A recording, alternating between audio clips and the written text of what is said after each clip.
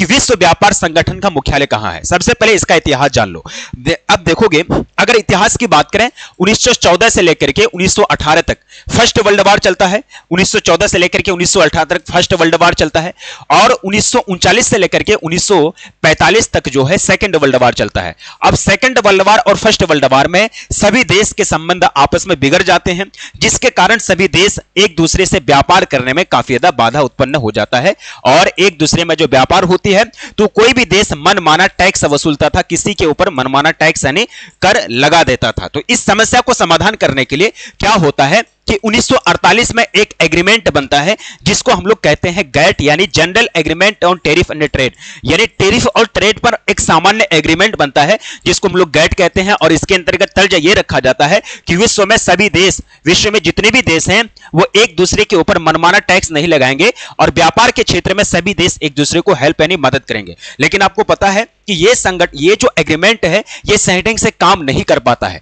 जिसके कारण इसके स्थान पर एक संगठन बनता है 1939 में, है ना, 1948 में यह बना था, लेकिन 1994 में एक संगठन का संकल्पना की जाती है कि एक WTO बनेगा यानी वर्ल्ड ट्रेड ऑर्गेनाइजेशन, जिसको हिंदी में हम लोग विश्व व्यापार संगठन कहते हैं। तो विश्व व्यापार संगठन का काम क्या होगा कि विश्व में सभी देशों के बीच व्यापार को अच्छी तरह से संचालित करने का कार्य होगा। और याद रखिएगा, विश्व व्यापार संगठन यानी WTO की स्थापना फाइनली जो की जाती है वो 1995 में की जाती है। इसलिए आपको सवाल यह भी पूछा जाता है कि बताओ विश्व व्यापार संगठन यानी वर्ल्ड ट्रेड ऑर्गेनाइजेशन किसके आधिकारिक किसका स्थान लिया है, यानी किसके स्थान पर काम करता है, किसका उत्तराधिकारी के रूप में काम करता है, तो गैट का उत्तराधिकारी के रूप में काम करता है। अब यहां सिंपल सवाल यह पूछा गया था कि विश्व व्यापार संगठन का मुख्यालय कहां है, तो इसका मुख्यालय है स्विट्जरलैंड में। इसका मुख्यालय है स्विट्जरलैंड में और स्विट्जरलैंड का जो एक फेमस शहर है, क्या नाम है उनका, जिनेवा। तो स्विट्जरलैंड का जिनेवा में इनका मुख्यालय है। ऑप्शन नंबर हमारा ए यहां बिल्कुल राइट आंसर बन जाता है।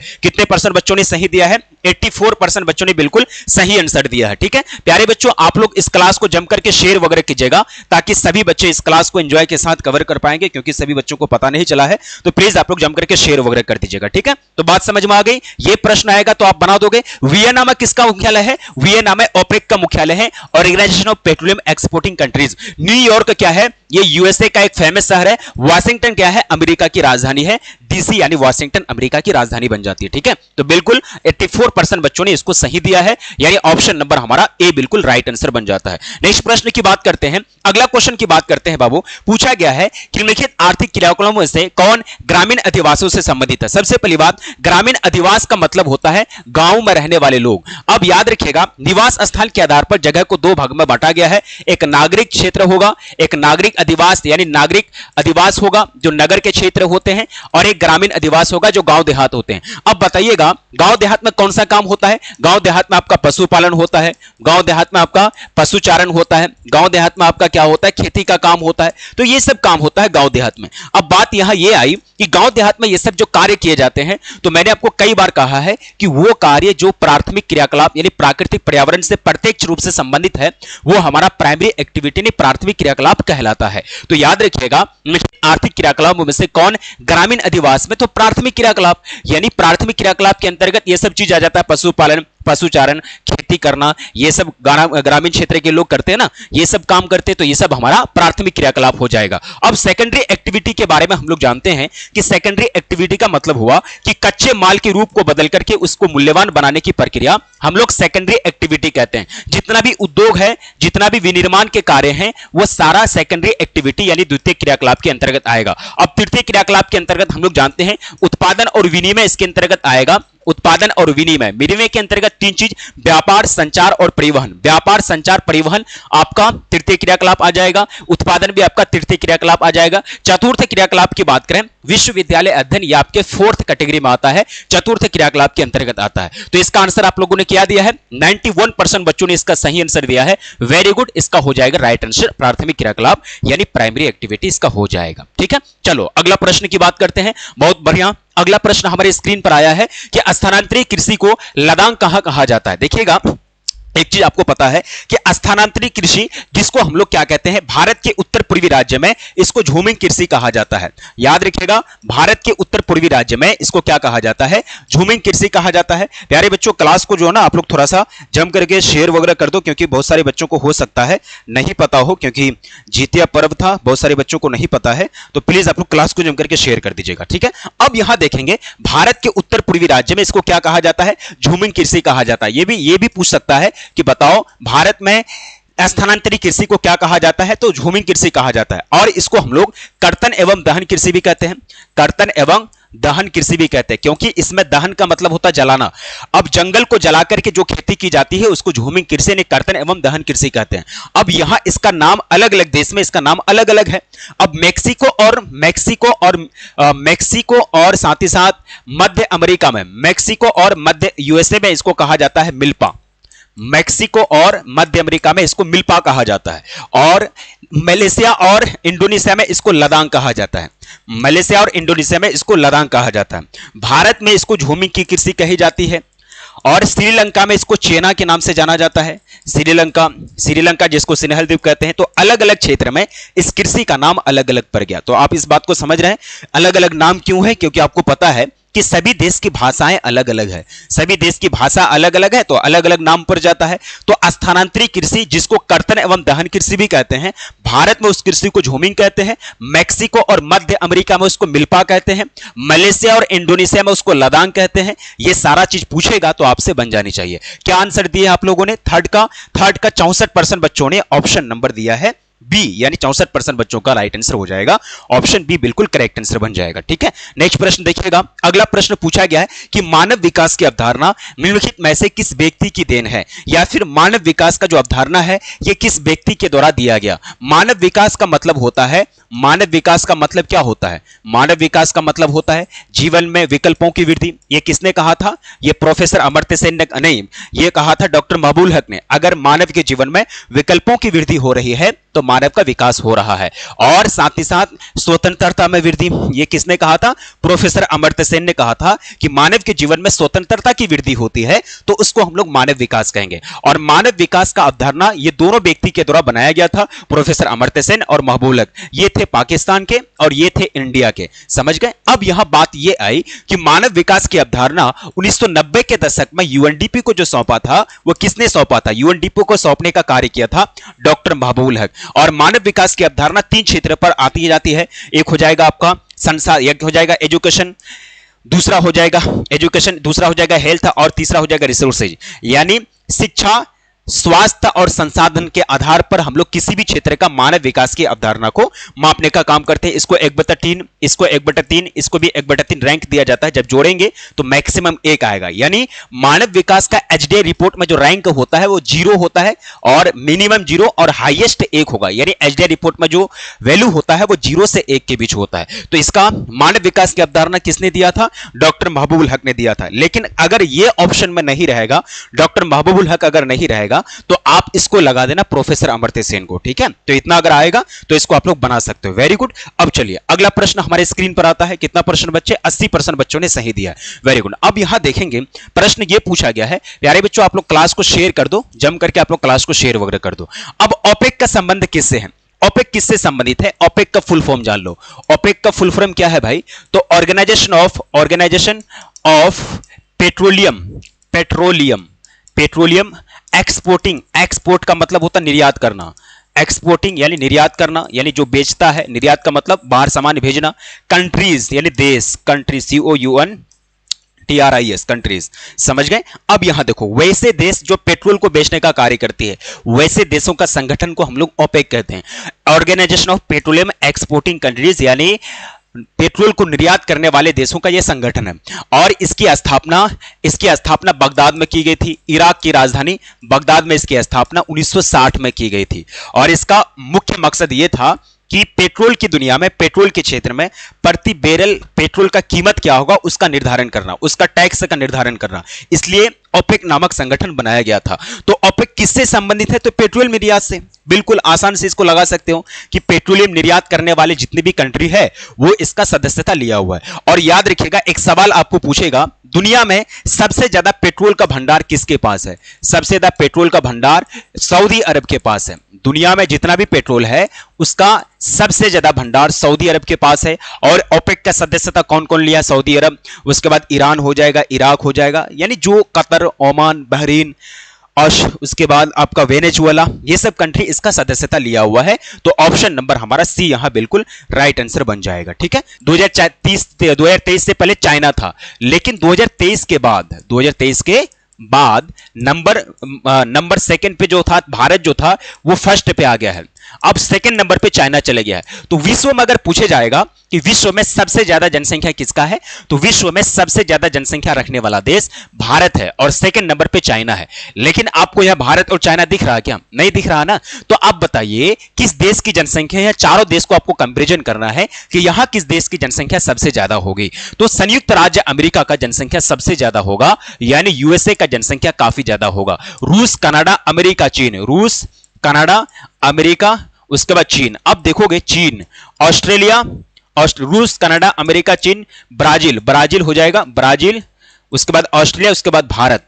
अब देखोगे क्षेत्रफल की दृष्टिकोण से सबसे बड़ा देश रूस है, दूसरा नंबर पे कनाडा है, तीसरा नंबर पे रूस, कनाडा, अमेरिका है। अब देखो क्षेत्रफल की दृष्टि से दुनिया का तीसरा बड़ा देश है, तो जनसंख्या तो होगा।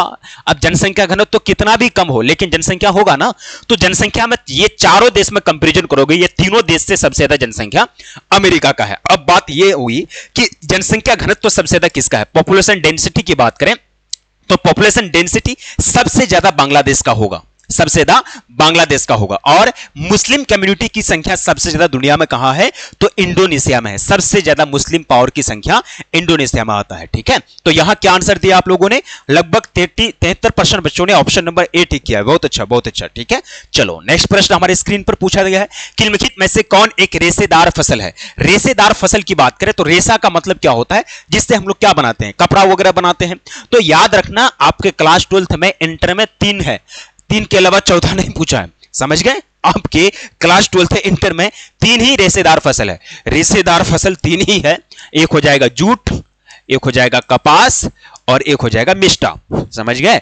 तो ये जो है मेस्टा आप लोग देखे हैं जी? हम देखे हैं मेस्टा, हमारे घर के बगल में किया जाता है इसका खेती। अब जूट, कपास और मेस्टा। जूट का मतलब पटसन, इसको पटवा भी बोलते हैं।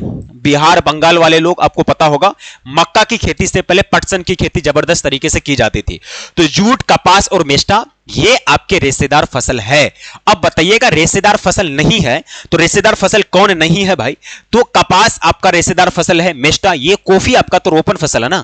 कॉफी क्या है? ये आपका रोपन फसल के अंतर्गत आएगा, तो ये तो रेशेदार फसल नहीं है। अब बात ये हुई कि बताइएगा सबसे ज्यादा इंपॉर्टेंट कौन सा है?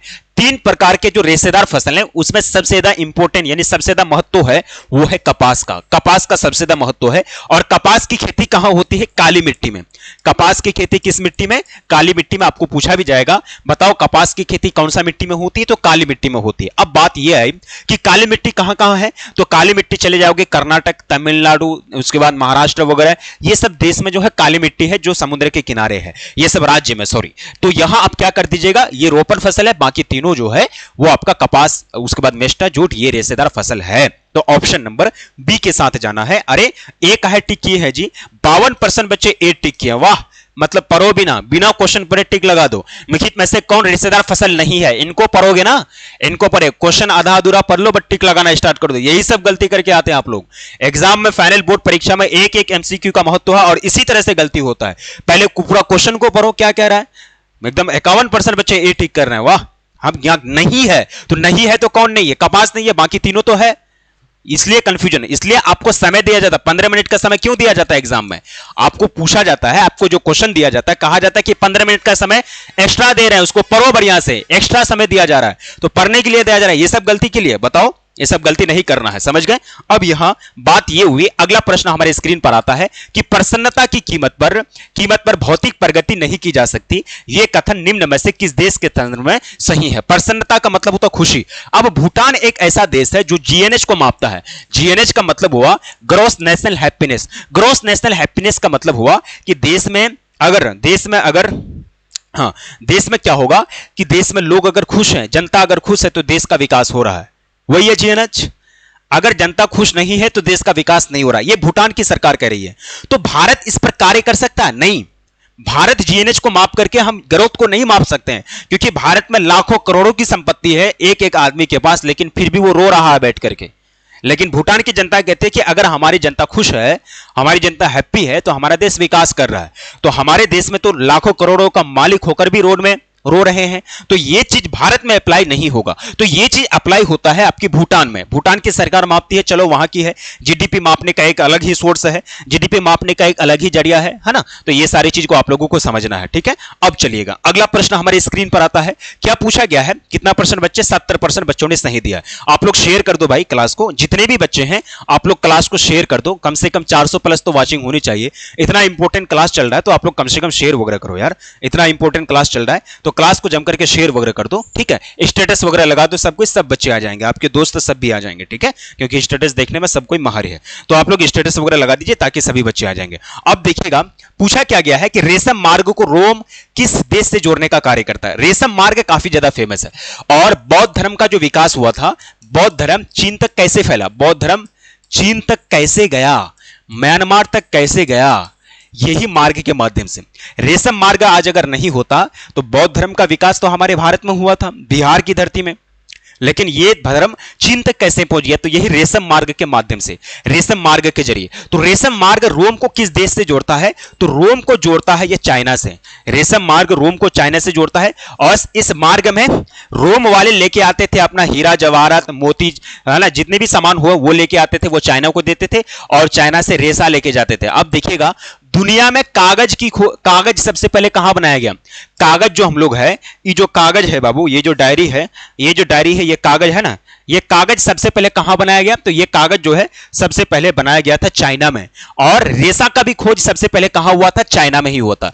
जब रेशम यानी सेरीकल्चर की उपस्थिति होती है तो रेशा काफी ज्यादा बेच करके चाइना वालों ने पैसा कमाया, पहले किसी को यह बताया नहीं।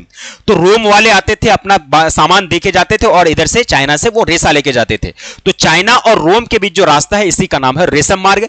और ये याद रखना, रेशम मार्ग सिर्फ रोम और चाइना से नहीं कनेक्टेड था, वो भारत में भी कनेक्टेड था, भारत के क्षेत्र से भी, नेपाल के क्षेत्र से भी, उसके बाद अफगानिस्तान, पाकिस्तान, जितना भी क्षेत्र है, बलूचिस्तान, सारे क्षेत्र से होकर के जाता था रेशम मार्ग। तो इतना आप लोग याद रखिएगा। तो रेशम मार्ग जो है चीन से रोम तक जाती है। तो याद रखिएगा, ऑप्शन नंबर हमारा ए लोक हो जाएगा। और ये रेशम मार्ग काफी ज्यादा महत्वपूर्ण भूमिका निभाया है आपके जैन धर्म बौद्ध धर्म के विकास में। जैन धर्म बौद्ध धर्म कहां पहुंच गए थे? आपके चाइना पहुंच गए थे, ठीक है। चलो अगला क्वेश्चन, निम्नलिखित में से कौन सा द्वितीयक व्यवसाय है? यानी द्वितीयक व्यवसाय की बात करें तो द्वितीयक व्यवसाय की अगर बात करें तो वैसा जिसमें उद्योग और विनिर्माण कार्य, उद्योग और विनिर्माण कार्य, मैंने आपको बताया था, ये जो चैप्टर आया था, उद्योग और विनिर्माण कार्य आपके सेकेंडरी एक्टिविटी नहीं द्वितीयक व्यवसाय के अंतर्गत आते हैं। तो याद रखिएगा, उद्योग आपके द्वितीयक व्यवसाय के अंतर्गत आएगा। बाकी ये तीनों आपका तृतीय क्रियाकलाप है, परिवहन, व्यापार और प्रशासन। प्रशासन के अंतर्गत मतलब सेवा सर्विस जितना भी है वो आपका टर्सरी एक्टिविटी कहलाएगा। परिवहन, व्यापार, संचार और सेवा के अंतर्गत प्रशासन भी आ जाता है, डॉक्टर भी आ जाता है, टीचर भी आ जाता है, वकील भी आ जाता है, सारे लोग सेवा के अंतर्गत आते हैं। तो ये आपका जो है तृतीय क्रियाकलाप है। बाकी ये वाला जो है उद्योग जितने भी हैं, जिस भी प्रकार के उद्योग हैं, चाहे वो कुटीर उद्योग हो, लघु उद्योग हो, वृहत उद्योग हो या फिर भारी उद्योग हो, वह सारे उद्योग आपके टर्सरी एक्टिविटी नहीं द्वितीय क्रियाकलाप के अंतर्गत आते हैं। तो बात समझ में आ गई। ऑप्शन नंबर हमारा यहां ए बिल्कुल करेक्ट आंसर हो जाएगा। कितना परसेंट बच्चे? 74% बच्चे, बहुत अच्छा, ठीक है। अब चलो अगला क्वेश्चन, लिंग अनुपात। अब देखो दो फॉर्मूला होता है भारत में। लिंग अनुपात कैसे निकाला जाता है? मैंने कई बार कहा है कि लेडीज फर्स्ट।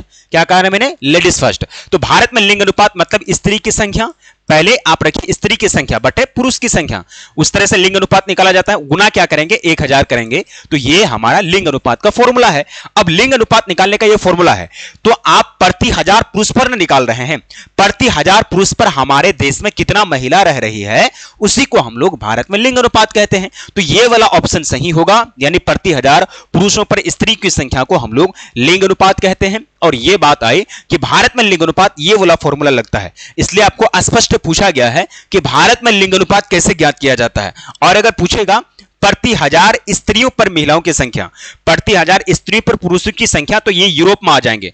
ये फॉर्मूला आपके पश्चिमी देश में, यूरोप में प्रयोग होते हैं, क्योंकि पश्चिमी देश का फॉर्मूला क्या है? वो लोग लेडीज फर्स्ट नहीं रखता, वो पुरुष फर्स्ट रखते हैं।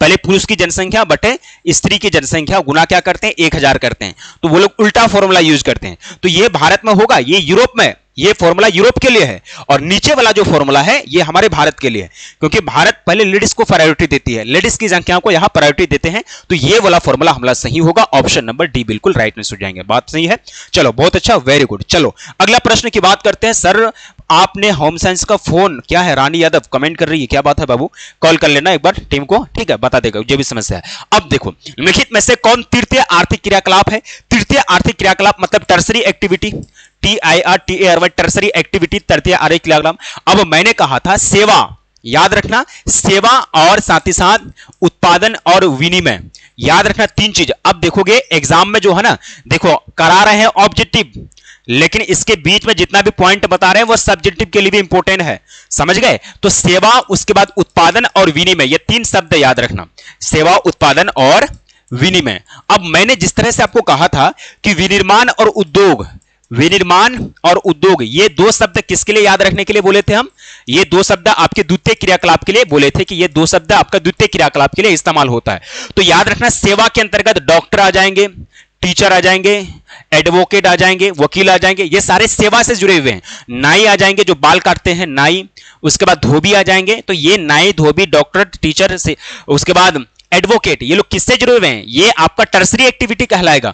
बाकी उत्पादन के अंतर्गत कोई भी चीज का उत्पादन कर लीजिए, उसके बाद विनिमय के अंतर्गत व्यापार, संचार और परिवहन, तो ये आपके टर्सरी एक्टिविटी हैं। तो याद रखिएगा आर्थिक क्रियाकलाप ये आपका टर्सरी एक्टिविटी, बाकी खेती आपका प्राथमिक हो जाएगा, बुनाई आपका द्वितीयक हो जाएगा, आखेट आपका प्राथमिक हो जाएगा। तो ऑप्शन नंबर बी के साथ कितना प्रश्न बच्चे? 77% बच्चे, ठीक है। चलो अगला प्रश्न आपके स्क्रीन पर पूछा गया है कि टोक्यो औद्योगिक केंद्र किसका है? टोक्यो की बात करें तो, टोक्यो की बात करें बाबू, तो आप लोग जो है ना क्लास को जम करके शेयर वगैरह कर दो बाबू, ठीक है, क्लास को जम करके आप लोग शेयर वगैरह कर दीजिए, क्योंकि क्या हुआ, हाँ ठीक है, क्लास को शेयर वगैरह कर दीजिए। और लाइक की संख्या बहुत कम मिली है, 167 लाइक मिला है, बताइए 250 प्लस बच्चा लाइव देख रहे हैं, लेकिन लाइक की संख्या बहुत कम मिली है, तो आप लोग लाइक कर दो यार, लाइक मांगना पड़ रहा है ना, क्या लाइक मांगना पड़ रहा है, ये भी चीज दिन, ये भी दिन आ गया हमारे लिए क्या, तो लाइक मांगना पड़ रहा है आप लोगों से। तो भाई आप लोग लाइक कर दो, 250 प्लस बच्चा लाइव देख रहे हैं, तो लाइक वगैरह कर दो यार, मतलब अच्छा लगता है लाइक करते हो तो,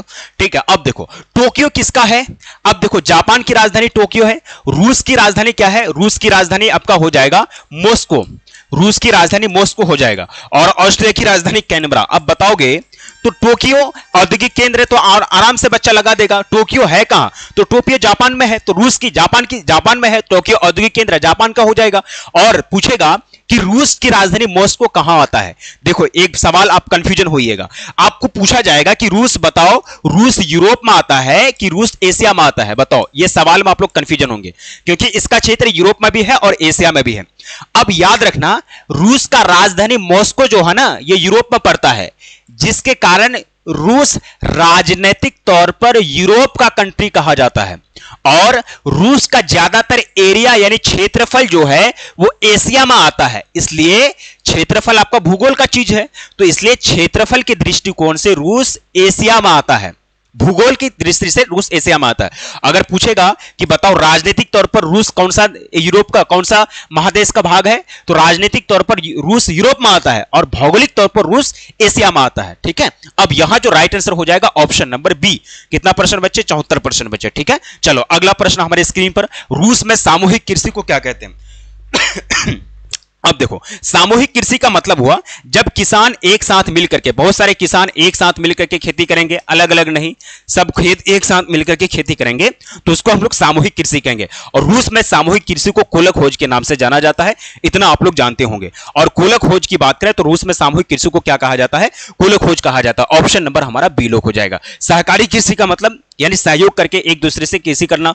मिल्पा कृषि मध्य अमेरिका और मैक्सिको में मिल्पा कृषि किसको कहते हैं? लदांग, मतलब जो हमारे देश में झूमिंग कृषि, कर्तन एवं दहन कृषि को कहा जाता है, इतना आप लोग याद रखिएगा। नेक्स्ट प्रश्न देखेंगे, अगला प्रश्न है, निम्न में से कौन रोपण फसल नहीं है? देखिएगा कॉफी आपका रोपण है, गन्ना रोपण है, रबर रोपण है, लेकिन गेहूं हमारा खाद्य फसल के अंतर्गत आएगा। गेहूं क्या है? ये हमारा खाद्य फसल के अंतर्गत गिना जाएगा। गेहूं किसके अंतर्गत? खाद्य फसल के अंतर्गत गिना जाएगा, इतना आप लोग याद रखेंगे, ठीक है। चलिए बहुत अच्छी बात।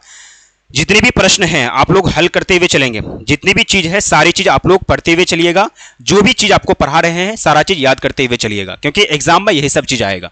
ठीक है, जो ऑप्शन नंबर हमारा सी लोक हो जाएगा। नेक्स्ट प्रश्न, निम्नलिखित में से किसे जंग का कटोरा कहा जाता है? तो जंग का कटोरा किसको कहा जाता है? पीटर्सबर्ग को कहा जाता है। ये यूएसए का एक क्षेत्र है, जंग का कटोरा इसी को कहा जाता है।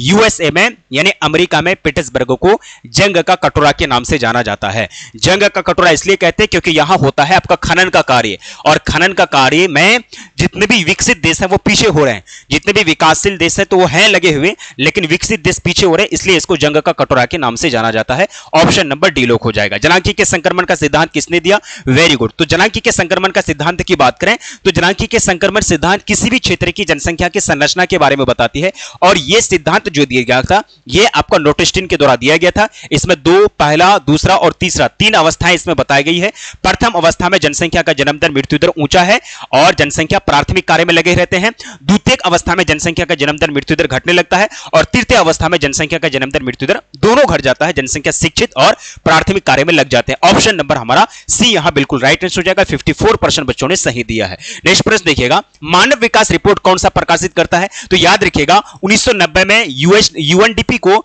डॉक्टर महबूबुल हक ने क्या किया था? एचडीए रिपोर्ट सौंपा था। तो विश्व स्तर पर मानव विकास रिपोर्ट यानी एचडीए रिपोर्ट तैयारी करने का जो कार्य करता है, तो एचडीए रिपोर्ट कौन तैयार करता है? तो यूएनडीपी करता है, यूनाइटेड नेशंस डेवलपमेंट प्रोग्राम। क्या फुल फॉर्म है इसका? United Nations Development Programme. और यूएनडीपी 1990 से विश्व में सभी देश का एचडीए रिपोर्ट जारी करने का कार्य करता है। ऑप्शन नंबर हमारा डी यहां बिल्कुल करेक्ट आंसर हो जाएगा। नेक्स्ट प्रश्न, पेट्रोकेमिकल उद्योग में अग्रणी देश कौन सा है? ठीक है, पेट्रोकेमिकल की बात करें, पेट्रोकेमिकल की बात करें, ठीक है, पेट्रोकेमिकल, तो पेट्रोकेमिकल का मतलब हुआ पेट्रोल के अपशिष्ट पदार्थ से बनने वाले पदार्थ को हम लोग पेट्रोकेमिकल पदार्थ कहते हैं। जैसे कि कृषि क्षेत्र में पिरकनाशी दवाई, उसके बाद यूरिया, खाद, पोटास, नायलॉन का रस्सी, उसके बाद अगरबत्ती, ये सारे क्या है? पेट्रोकेमिकल पदार्थ बनने, पेट्रोकेमिकल से बनने वाले चीज है। अब देखिएगा जापान, चीन और भारत तो है आगे, लेकिन सबसे ज्यादा अगर आगे है तो यूएसए ने अमेरिका है। ऑप्शन नंबर हमारा ए बिल्कुल नहीं, बी बिल्कुल राइट आंसर हो जाएंगे। कौन आगे है बाबू? ऑप्शन नंबर बी बिल्कुल राइट आंसर हो जाएगा, अमेरिका इसमें आगे है, यानी बिल्कुल सही आंसर आप लोगों ने दिया है। ठीक है, नेक्स्ट प्रश्न हमारे स्क्रीन पर आता है। क्या क्वेश्चन पूछा गया है कि बिग इंच संबंधित है? अब देखिएगा कई बार हम लोगों ने जाना है कि बिग इंच की बात करें तो यह हमारा पेट्रोलियम पदार्थ को वहित करने वाला एक पेट्रोल पाइपलाइन है। पेट्रोलियम पदार्थों को मैक्सिको की खाड़ी से उठा करके कहां लेके जाता है? यूरोप के कंट्री में लेके जाता है। तो बिग इंच संबंधित है, तो ये एक पाइपलाइन है। ऑप्शन नंबर हमारा सी यहां बिल्कुल राइट आंसर बन जाएगा। तो बिग इंच एक पाइपलाइन है जो रूस से यानी मैक्सिको की खाड़ी से पेट्रोलियम पदार्थों को उठा करके कहां लेके जाता है? यूरोप के कंट्री में लेके जाता है। नेक्स्ट प्रश्न हमारे स्क्रीन पर पूछा गया है, ज्योग्राफिया शब्द किसने कहा? ज्योग्राफी शब्द किसने गढ़ा? मतलब यह शब्द किसने दिया था? तो ज्योग्राफी शब्द सबसे पहले दिया था इरेटोस्थनीज ने, क्योंकि ज्योग्राफी और प्रकृति के बीच यानी मानव और प्रकृति के बीच जो संबंध है उसका अध्ययन सबसे पहले इरेटोस्थनीज ने किया था, अपने पुस्तक में उसको स्थान देने का कार्य किया था। तो ज्योग्राफी जो शब्द है, जो वर्ड है, सबसे पहले किसने इस्तेमाल किया? तो यह किया था इरेटोस्थनीज ने। ऑप्शन नंबर हमारा सी यहां बिल्कुल राइट आंसर बन जाएगा। ठीक है, नेक्स्ट प्रश्न हमारे स्क्रीन पर दिया गया है। क्या पूछा गया है कि सड़क परिवहन किस स्थलाकृति का उपयोगी साधन है? सड़क परिवहन की बात करें तो पठारी होगा, पहाड़ी होगा, मरुस्थलीय या फिर मैदानी। अब देखिएगा सड़क जो बनेगा तो क्या बनेगा? उबड़ खाबड़ क्षेत्र में, पठारी क्षेत्र में नहीं, सड़क वहां नहीं बन सकता। उबड़ खाबड़ क्षेत्र में सड़क बनाने में काफी ज्यादा खर्च लग जाएगा और वहां बैलेंस नहीं बन पाएगा। उसके बाद पहाड़ी क्षेत्र में बिल्कुल नहीं, मरुस्थलीय क्षेत्र में जहां बालू ही बालू है तो वहां सड़क परिवहन का विकास नहीं हो सकता है। और सड़क परिवहन का मोस्ट इंपोर्टेंट जो विकास होता है वो आपके मैदानी क्षेत्र में, चाहे मैदानी क्षेत्र में सड़क परिवहन का विकास बहुत अच्छे तरीके से हो सकता है। ऑप्शन नंबर हमारा यहां डी बिल्कुल राइट आंसर बन जाएंगे। चलिएगा नेक्स्ट प्रश्न की बात करते हैं बाबू। क्या पूछा गया है कि प्रतिकर्ष और अपकर्ष कारक उत्तरदायी है? देखिएगा प्रवास का मतलब होता है एक जगह से दूसरे जगह जाना। जब कोई इंसान एक जगह से दूसरी जगह जाता है, चाहे कोई भी रीजन रहा हो, चाहे प्राकृतिक कारण है या फिर उनका व्यक्तिगत कारण है, चाहे वो शिक्षा लेने के लिए, पढ़ने के लिए, स्वास्थ्य के लिए, रोजगार के लिए जा रहा है, या फिर बाढ़ या फिर कोई भी प्राकृतिक आपदा आ जाएगा, प्राकृतिक महामारी आ जाएगा, वो किसी भी कारण से जा रहा है, लेकिन एक स्थान से दूसरे स्थान आदमी का प्रस्थान करने की प्रक्रिया को हम लोग क्या कहते हैं? प्रवास कहते हैं। और प्रवास के दो फैक्टर हम लोगों ने गिना था। प्रवास के दो फैक्टर होते हैं, प्रतिकर्ष जो प्रकृति का तरफ से आता है जैसे कि महामारी, बाढ़, सुखाड़, ये प्रतिकर्ष कारक है, और अपकर्ष कारक हम लोगों को आकर्षित करता है जैसे कि शिक्षा, उसके बाद रोजगार, उसके बाद स्वास्थ्य की सुविधा, ये आकर्षित करता है। तो प्रतिकर्ष और अपकर्ष कारक ये आपके उत्तरदायी है प्रवास के लिए। ठीक है, चलो अगला प्रश्न हमारे स्क्रीन पर पूछा गया है कि विश्व में सबसे पहले रेलगाड़ी कब चली थी। दुनिया की बात कर रहे हैं, अब भारत की भी सुन लोगे, सबसे पहले भारत वाला सुन लो। तो 1853 में सबसे पहले रेलगाड़ी मुंबई से थाने के बीच चलाई गई थी। मुंबई से थाने के बीच, महाराष्ट्र में मुंबई से थाने के बीच प्रथम रेलगाड़ी भारत में 1853 में चलाई गई थी। कब? 1853 में। लेकिन विश्व स्तर में, यूरोप में सबसे पहले रेलगाड़ी की जो शुरुआत हुई थी वो 1825 में ही हो गया था। आपको विश्व में पूछा है तो 1825 लगाना, और अगर भारत में पूछेगा तो 1853 लगाना। और अगर पूछेगा कि भारत में रेडियो की शुरुआत कब हुई थी तो भारत में रेडियो की शुरुआत 1911 में हुई थी, इतना आप लोग याद रखिएगा। ठीक है, तो 1825 इसका राइट आंसर बन जाएगा। नेक्स्ट प्रश्न, लाल कॉलर श्रमिक किस कार्यकलाप से संबंधित है? तो लाल कॉलर श्रमिक की बात करें, देखो प्राथमिक क्रियाकलाप से संबंधित होगा, जैसे कि पशुचारण हो जाएगा, उसके बाद हो जाएगा आपका खेती हो जाएगा। तो बताओ ये सब कहां, घर में बैठने वाला काम है? नहीं, घर से बाहर। जब घर से बाहर निकलिएगा तो सूर्य की रोशनी आपको लाल कर देगा। सूर्य की रोशनी जब आपको लाल कर देगा तो क्या होगा? आप पूरा लाल बन जाइएगा। तो मतलब आप प्राथमिक क्रियाकलाप कर रहे हैं तो आप क्या हो गए? पूरा लाल हो गए। तो इसका मतलब यह हुआ लाल कलर श्रमिक आपका प्राथमिक क्रियाकलाप से संबंधित है। ऑप्शन नंबर हमारा यहां ए बिल्कुल राइट आंसर बन जाएगा। कितना? ऑप्शन ए बिल्कुल राइट आंसर बन जाएगा। वेरी गुड, चलो बहुत अच्छा। नेक्स्ट प्रश्न की बात करते हैं। पूछा गया है कि मानव विकास सूचकांक में स्वास्थ्य को कैसे मापा जाता है? Very good. अब देखिएगा स्वास्थ्य की स्थिति की बात करें तो मानव विकास सूचकांक 3 स्तर पर स्वास्थ्य हो जाएगा। आप लोग सफल एकेडमी के बच्चे हैं, आप लोग जितने भी नए बच्चे हैं, जितने भी सफल एकेडमी के बच्चे हैं, कुमारी टिंकू ये बच्ची पर डे क्लास में जुड़ती है लेकिन आजकल नहीं जुड़ती है। आज देखिए उसका कमेंट है। ठीक है, तो पर डे क्लास में जुड़ा करो अभी। ठीक है, स्वास्थ्य, शिक्षा और संसाधनों तक पहुंच, यही चीज है ना। तो संसाधन मिलेगा तो ये तीनों चीज मिलेगा तो वो देश का विकास होगा, मानव का विकास होगा।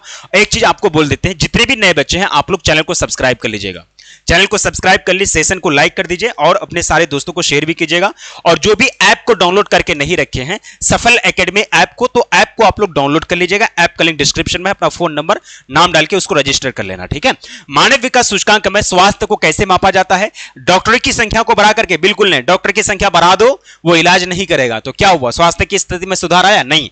हॉस्पिटल की संख्या, अस्पतालों की संख्या बढ़ा दो, अस्पताल की संख्या बढ़ा दिए, अस्पताल में डॉक्टरें नहीं है तो क्या होगा? इससे नहीं होगा।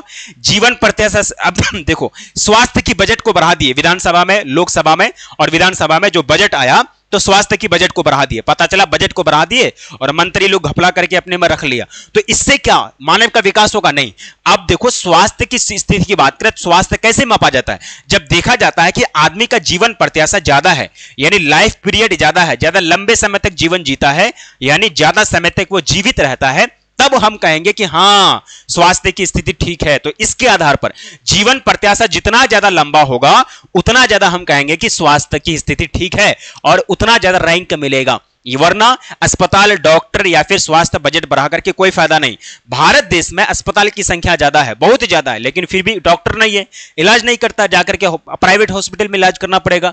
भारत देश में अस्पतालों की संख्या की कमी नहीं है लेकिन फिर भी प्राइवेट में जाकर के इलाज करना पड़ेगा। भारत देश का जो रक्षा बजट है उससे ज्यादा कहीं ना कहीं कभी कभी इन्वेस्ट किया जाता है आपका स्वास्थ्य के बजट में, लेकिन सारा चीज घपले हो जाता है। यानी आपका इसमें क्या होता है? घपला होता है। यानी स्वास्थ्य बजट में काफी ज्यादा, चाहे कोई राज्य की बजट हो या फिर केंद्र सरकार की बजट हो, तो पैसा तो आता है ना भाई स्वास्थ्य के क्षेत्र में, लेकिन क्या करोगे? मंत्री, विधायक और साथ ही साथ जो आईएएस ऑफिसर्स हैं सारे लोग मिलकर के बांट चिल के खा लेते हैं। ठीक है, और आम पब्लिक भागे रोड में बढ़े। ठीक है, तो ये चीज हो जाता है। लेकिन जीवन प्रत्याशा देखेंगे कि ये चीज आपका सही हो जाएगा। कितना परसेंट बच्चे सही दिए हैं भाई? लगभग 60% बच्चे। ठीक है, चलो बहुत अच्छा, वेरी गुड। अगला क्वेश्चन, भारत में 4 महानगरों को जोड़ने वाला सड़क का नाम बताइएगा। तो भारत में जो 4 महानगर है, क्या नाम है इसका? स्वर्णिम चतुर्भुज महामार्ग। स्वर्णिम चतुर्भुज महामार्ग ये NHAIA का सबसे बड़ा प्रोजेक्ट है। NHAIA का मतलब हुआ national highway authority of India. इसका फुल फॉर्म बोलो भाई, क्या नाम है इसका? National highway authority of India. इसका हेडक्वार्टर कहां है? दिल्ली में इसका हेडक्वार्टर है। इसकी स्थापना क्यों की गई? भारत देश में सड़क परिवहन का विकास करने के लिए NHAIA का गठन किया गया। आपके राज्य में जितना भी NH बना है उसका निर्माण किसने किया है? NHAIA ने किया है। NH का निर्माण कौन करता है? केंद्र सरकार करता है। और SH का निर्माण कौन करता है? राज्य सरकार करता है। SH क्या करता है? राज्य के अंदर जितनी भी जिला है उसको जोड़ने का काम करता है, और NH क्या करता है? देश के अंदर जितने भी राज्य हैं उसको जोड़ने का काम करता है। सड़क कितने प्रकार के पड़े हैं? 4 प्रकार के, NH, SH, ग्रामीण सड़क, NH, और ग्रामीण सड़क, उसके बाद जिला सड़क और ग्रामीण सड़क, इस तरह से चार प्रकार के सड़क पड़े हैं। अब देखिएगा सबसे बड़ा प्रोजेक्ट है NHAI का सवर्णी चतुर्भुज मार्ग। इसके अंतर्गत 4 महानगर को जोड़ा जाएगा। अब नगर का नाम बता दो, नाम क्या हो जाएगा? मुंबई हो जाएगा पहला नगर, उसके बाद आपका कोलकाता हो जाएगा, मुंबई कोलकाता, उसके बाद दिल्ली, और क्या हो जाएगा जी? चेन्नई। ये 4 महानगर हैं। ये 4 महानगर को आपस में कनेक्ट करने का प्रोजेक्ट इसमें रखा गया है।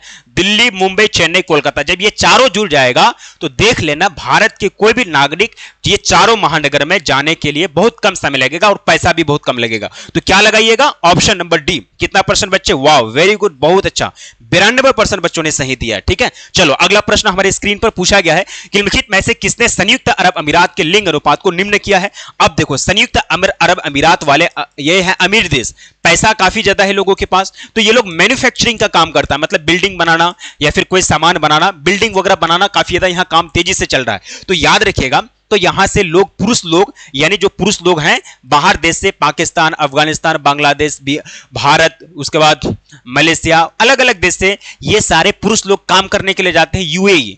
वहां पैसा ज्यादा मिलता है, मजदूरी ज्यादा मिलता है।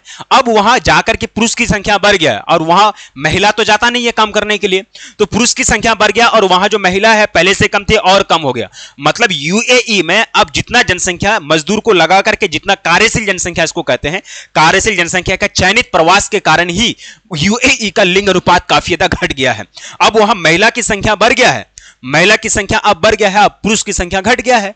अब पुरुष की संख्या महिला की संख्या घट गया, पुरुष की संख्या बढ़ गया, मतलब लिंग अनुपात काफी ज्यादा कम हो गया। निम्नलिखित में से किस देश में, संयुक्त अरब अमीरात में लिंग अनुपात क्यों कम हो गया? तो चयनित पुरुष कार्यशील जनसंख्या का चयनित प्रवास। अब सवाल यह उठेगा कि सबसे ज्यादा लिंग अनुपात वाला देश कौन सा है? तो सबसे ज्यादा लिंग अनुपात वाला देश आपका लाटविया हो जाएगा। कितने सवाल पूछे हैं? ठीक है, तो यह आपका लाटविया हो जाएगा सबसे ज्यादा लिंग अनुपात वाला देश। सबसे कम लिंग अनुपात वाला देश आपका यूएई हो जाएगा। ठीक है, याद रखेंगे इस सब चीज को। अगला प्रश्न देखिएगा, पूछा गया है कि स्वेज नहर मिलाती है, वेरी वेरी इंपॉर्टेंट प्रश्न आपका। 2 ही नहर के बारे में आपको पढ़ना है, एक है पनामा नहर, एक है आपका स्वेज नहर। बताइएगा स्वेज नहर कब बनाया गया था? तो स्वेज नहर का बनावट जो स्टार्ट हुआ था 1859 में बनना स्टार्ट हुआ था और 1869 में बनके तैयार हो गया था। मतलब इसको 10 साल लग गया था इनको बनने में।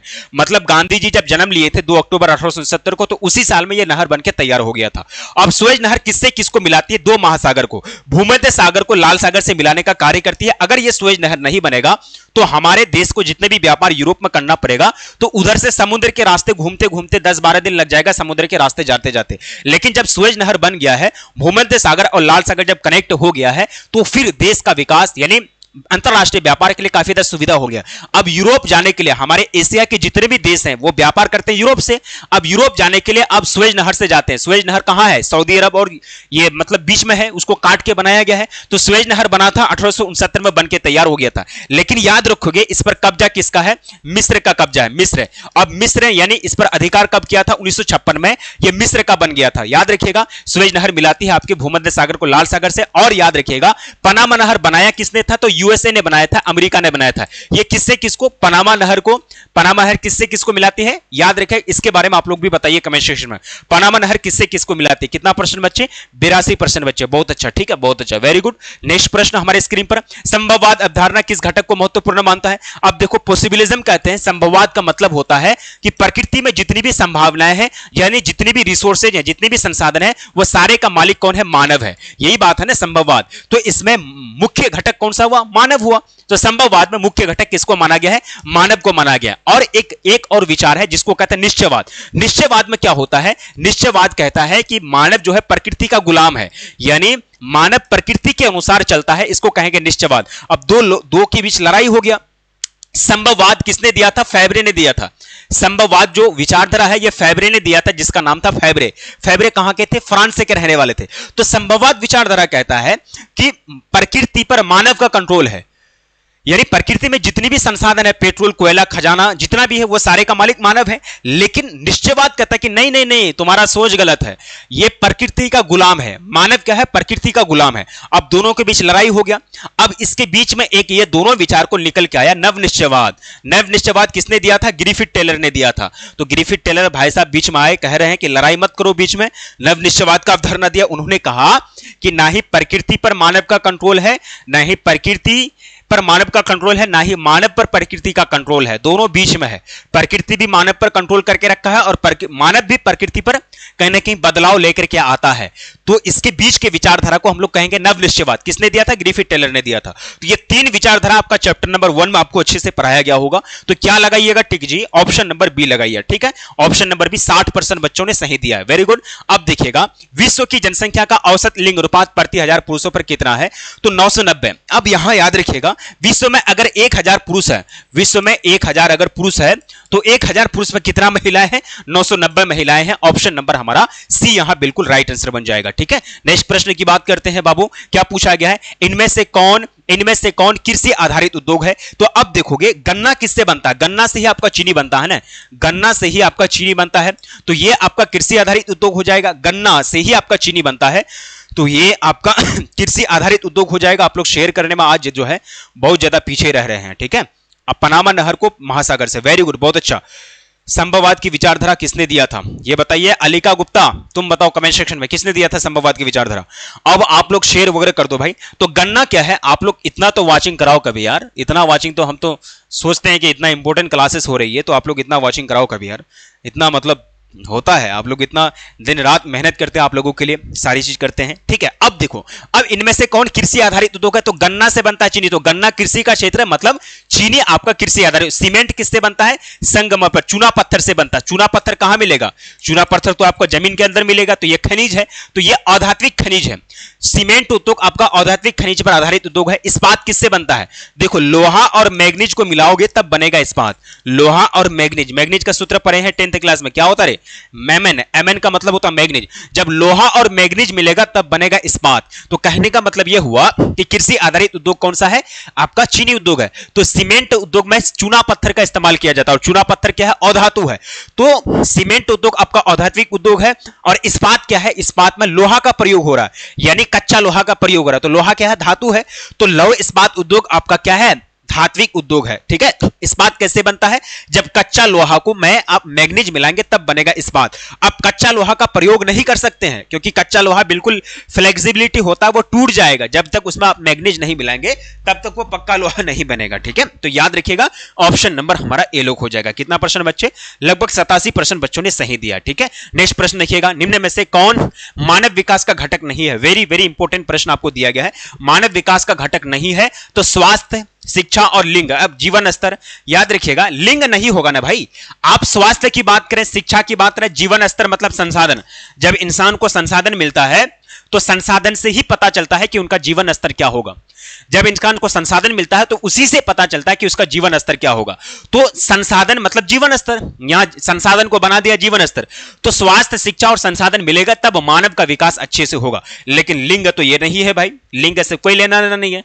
आप मेल है या फीमेल है उससे कोई लेना देना नहीं है। तो ऑप्शन नंबर सी होगा, यानी मानव विकास का घटक ये नहीं कहलाएगा, बाकी तीनों के तीनों मानव विकास के घटक कहलाएंगे। बात समझ में आ गई? Option number C. कितने परसेंट बच्चे? 67% बच्चे। वाह, बहुत अच्छा, वेरी गुड। सर क्लास कब स्टार्ट होता है? 6 बजे। क्लास आपका 6 बजे स्टार्ट होता है। एक क्लास आपका 6 से 7 चलेगा, और दूसरा क्लास जो चलेगा वो चलेगा 8 से 9, और एप्लीकेशन में क्लास चलेगा आपका 9 से 10। 3 क्लास आपका शाम को लगातार चलेगा।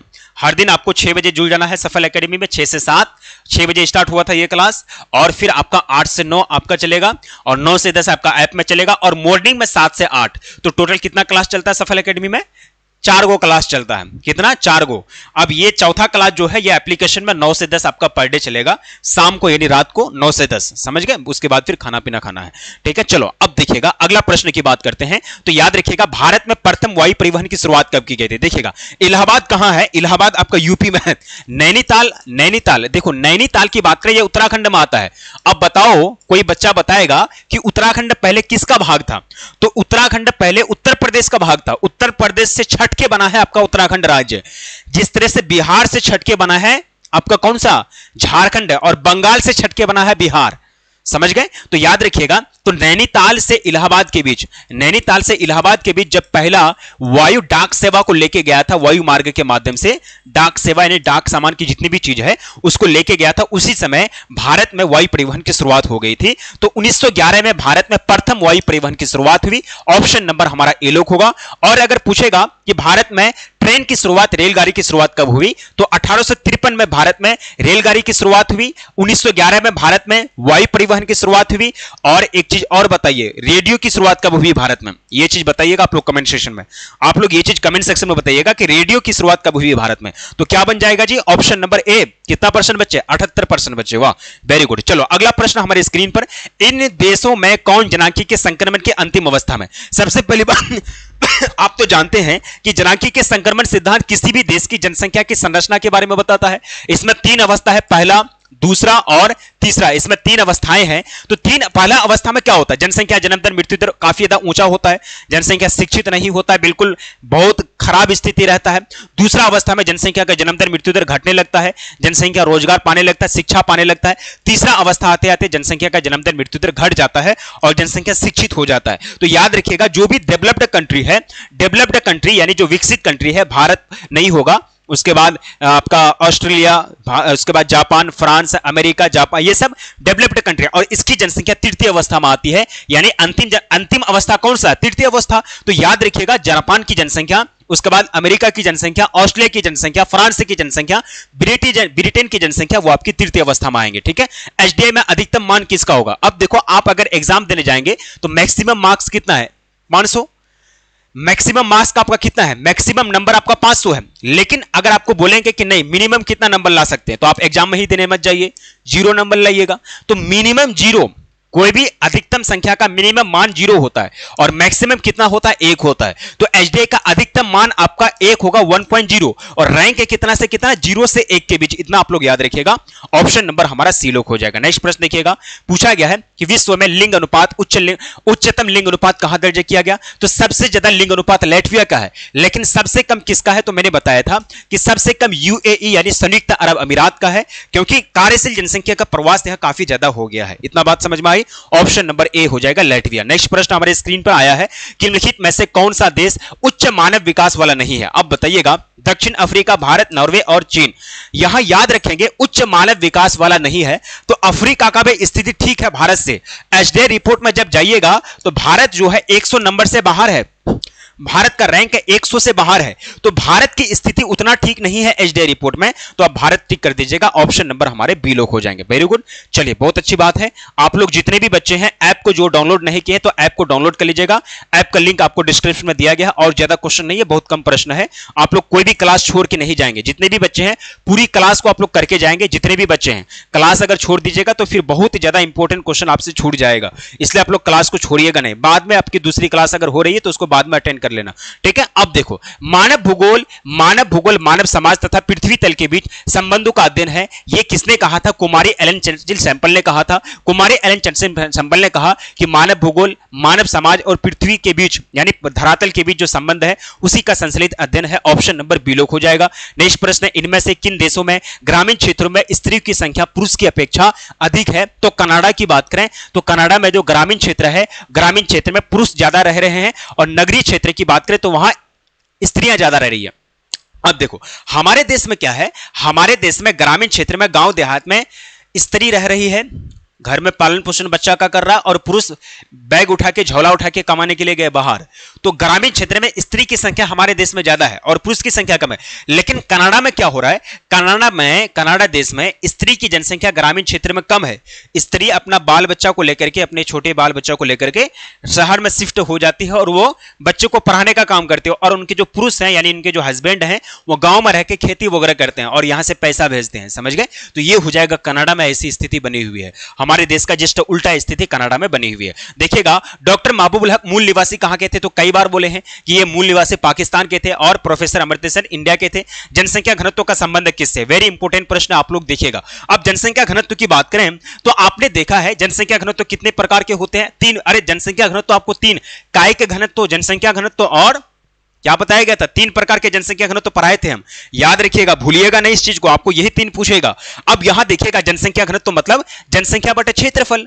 कितना हो जाएगा? जनसंख्या बटे क्षेत्रफल। आपने क्या किया? क्षेत्रफल को किलोमीटर स्क्वायर में लिया। मतलब 2 ही चीज आपको मांगता है, जनसंख्या और क्षेत्रफल। यानी किसी भी क्षेत्र की जनसंख्या उस क्षेत्र में रह रहे औसत निवास की जनसंख्या है। मतलब किसी भी क्षेत्र में जनसंख्या घनत्व का मतलब हुआ, जनसंख्या घनत्व का मतलब हुआ किसी भी क्षेत्र में 1 किलोमीटर क्षेत्रफल पर रहने वाले औसत लोगों की संख्या को हम लोग जनसंख्या घनत्व कहेंगे। बात समझ में आ गई? तो ये दो चीज ने मांग रहा है, तो जनसंख्या घनत्व का संबंध यही दोनों चीज से होगा। ऑप्शन नंबर सी यहां बिल्कुल राइट आंसर हो जाएंगे। बात समझ में आ गई बाबू? कोई दिक्कत? कोनो दिक्कत नहीं, ठीक है। चलो बहुत अच्छी बात। नेक्स्ट प्रश्न हमारे स्क्रीन पर आया है, क्या पूछा गया है अगला देखिएगा। वो व्यक्ति जो एक वर्ष में 183 दिन से कम दिन काम करता है उसको क्या कहेंगे? मान लीजिए आपने ये 183 दिन का रैंक जो है इसको माना है, 183 दिन की बात करें, इसको एक रैंक माने हैं। अब देखिएगा 183 दिन से ज्यादा जो काम करेगा उसको हम लोग मुख्य श्रमिक कहेंगे, लेकिन 183 दिन से कम दिन काम करेगा उसको हम लोग सीमांत श्रमिक कहेंगे। जो एको दिन काम नहीं करेगा उसको निठल्ला बेरोजगार कहेंगे, यानी उसको अश्रमिक कहेंगे। बताओ अंशु कुमारी, मतलब क्या कहेंगे उसको? निठल्ला बेरोजगार, यानी उसको क्या कहेंगे? उसको अश्रमिक कहेंगे। तो 183 दिन क्या है? एक प्रकार का रैंक है। तो 183 दिन से ज्यादा मुख्य श्रमिक, कम तो आपका सीमांत श्रमिक नहीं करेगा और श्रमिक। तो यहां क्या लगाइएगा? आपको क्या पूछा? 183 से कम, तो आपका सीमांत श्रमिक लगाइएगा। ऑप्शन नंबर बी लोक हो जाएगा। नेक्स्ट प्रश्न देखिएगा। अगला प्रश्न पूछा गया है, निम्नलिखित में से कौन सा देश उच्च मानव विकास वाला नहीं है? अब यह छोटे छोटे जितने भी कंट्री हैं, जितने भी छोटे छोटे कंट्री हैं वो आपके मानव विकास रिपोर्ट में बेस्ट से बेस्ट प्रदर्शन कर रहे हैं।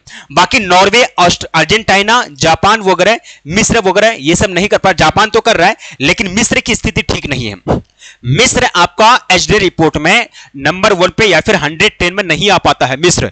और यही मिस्र की बात करें जो 1956 में, और देखो मिस्र का पैसा काफी ज्यादा है, इनको स्वेज नहर से जितना टैक्स मिल जाता है, जितने भी जहाज है व्यापारिक जहाज से जितना टैक्स वसूल लेता है उतना ही पैसा ये रख नहीं पाएगा, क्योंकि स्वेज नहर पर 1956 में अधिकार किसका हो गया था? मिस्र का हो गया था।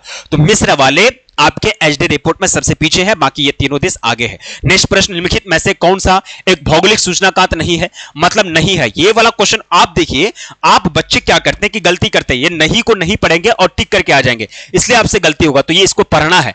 अब नहीं है मतलब जिससे, अब देखो भौगोलिक सूचनाकांत किसको कहेंगे? जिससे भूगोल के बारे में आपको जानकारी मिलती है, जैसे कि यात्रियों के विवरण किताबुल रहला इब्न बतूता का है, किताबुल हिंद, किताबुल हिंद किसका है? अल-बिरूनी का है। उसके बाद मेगास्थनीज का इंडिका है। तो ये जितने भी यात्रा वृत्तांत हैं, हिस्ट्री वाले आपको पता होगा, चैप्टर 5 यात्रियों के नजरिए आप याद कीजिए, तो उसमें जितने भी ग्रंथ हैं, जितने भी यात्रियों के विवरण हैं, उससे हम लोगों को भूगोल के बारे में जानकारी मिलती है, क्योंकि वो लोग लिख करके गए हैं अपने यात्री विवरण में, कहां पहाड़ है, कहां नदी है, कहां पठार है। उसके बाद प्राचीन नक्शा उठा के देखेंगे, उससे भी जानकारी मिलेगा। प्राचीन महाकाव्य महाभारत का युद्ध कहां लड़ा गया था?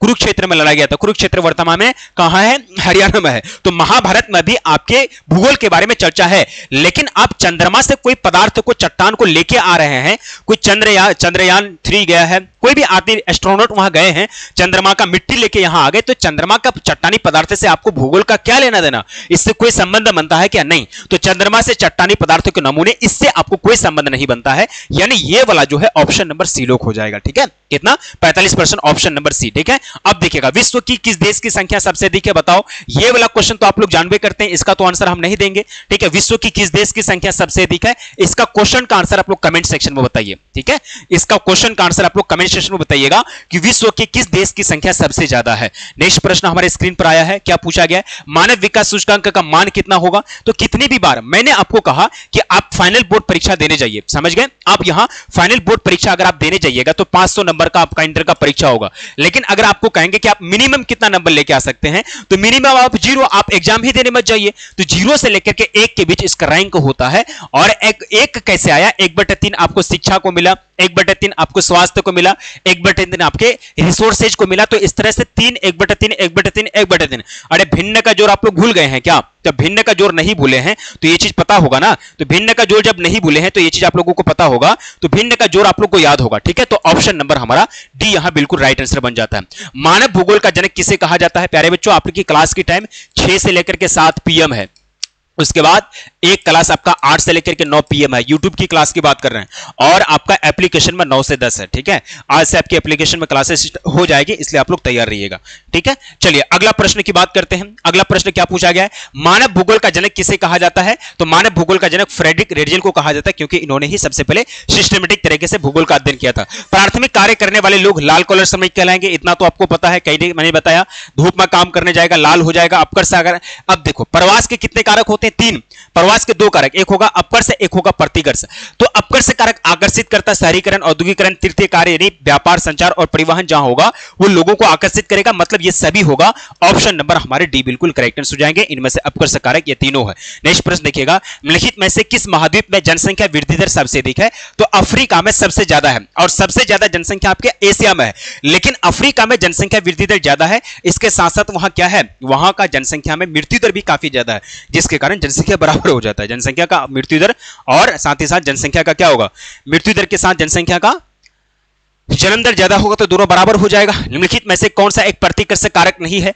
प्रकृति का तरफ से नहीं आता है, जल अभाव, बेरोजगारी और महामारी, ये प्रतिकर्षक कारक है, यानी ये प्रकृति का देन है, लेकिन चिकित्सा सुविधा यह अपकर्षक कारक है जो लोगों को आकर्षित करता है। नेक्स्ट प्रश्न देखिएगा, जनसंख्या परिवर्तन के घटक ये तीनों जन्म दर, मृत्यु दर और प्रवास, ये जनसंख्या परिवर्तन के घटक हो जाएंगे। लिंग अनुपात में परिवर्तन के घटक हो जाएंगे। जनसंख्या परिवर्तन और लिंग अनुपात, ये तीनों फैक्टर जो है जनसंख्या परिवर्तन के, लिंग अनुपात की बात करें, जनसंख्या घनत्व की बात करें या फिर जनसंख्या परिवर्तन की बात करें, यही तीनों फैक्टर तीन चीज के लिए जिम्मेदार है, इतना आप लोग याद रखिएगा।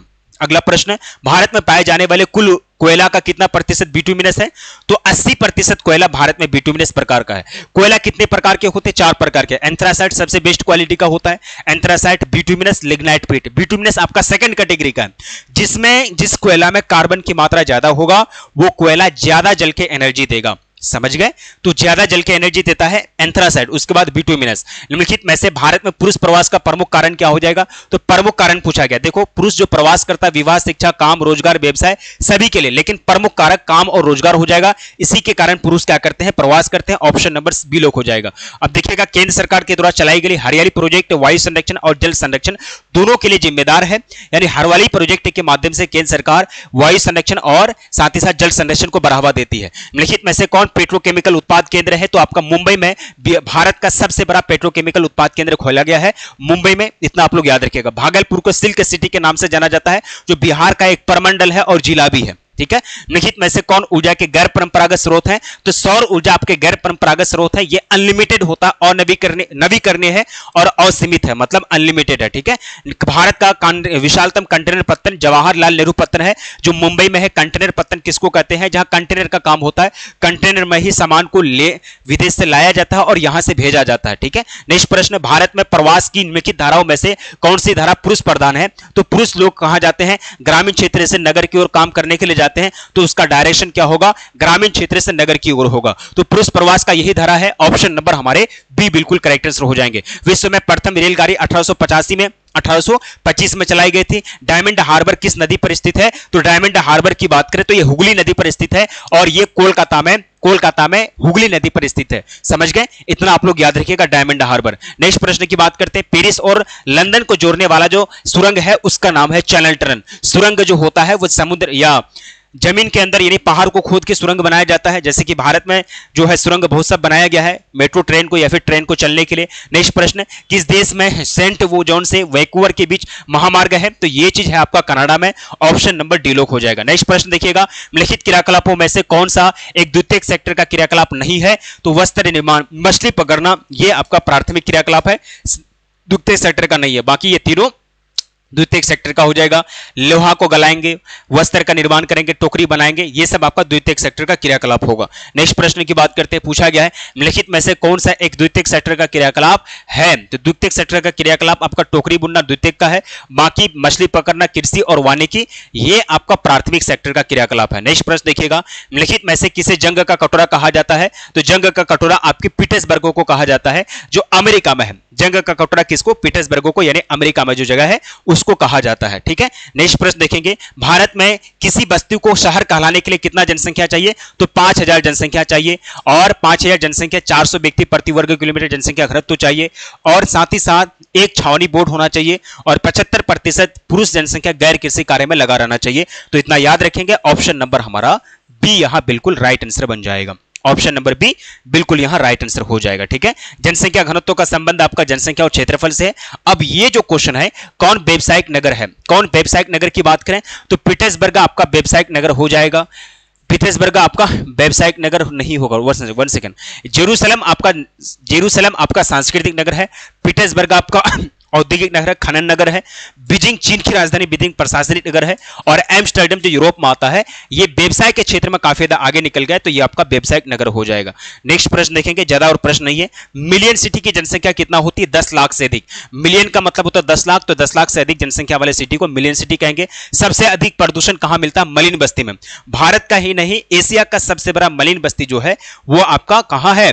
धारावी में है। धारावी मलिन बस्ती मुंबई में है। देखिएगा किसी बस्ती की कम से कम कितनी आबादी होने पर अमेरिका में शहर का दर्जा मिलेगा? तो 2500 आबादी होगा तब उसको शहर का दर्जा दिया जाएगा अमेरिका में। ऑप्शन नंबर हमारा ए बिल्कुल राइट आंसर हो जाएंगे। निम्नलिखित में से कौन ऑस्ट्रेलिया की राजधानी? तो ऑस्ट्रेलिया की राजधानी कैनबरा, चीन की राजधानी बीजिंग और अदिस अबाबा इथियोपिया की राजधानी है। और पर्थ की बात करें तो यह ऑस्ट्रेलिया के स्टेट का नाम है, छोटा सा राज्य का नाम है। नेक्स्ट प्रश्न हमारे स्क्रीन पर आपके नहीं है, तो यह लास्ट क्वेश्चन था। अब प्यारे बच्चों आप लोग बताइएगा, आप लोग क्लास में 75 में से कितना क्वेश्चन बनाए? 75 में से कितना का आंसर आप दे पाए? इस चीज को आप लोग जरूर कमेंट सेक्शन में बताइएगा। और साथ ही साथ आप लोगों से हम्बली रिक्वेस्ट ये रहेगा कि आप लोग जो भी जितने भी बच्चे हैं ऐप को जो डाउनलोड नहीं किए हैं तो ऐप को डाउनलोड कर लीजिएगा। ऐप का लिंक आपको डिस्क्रिप्शन में दिया गया है।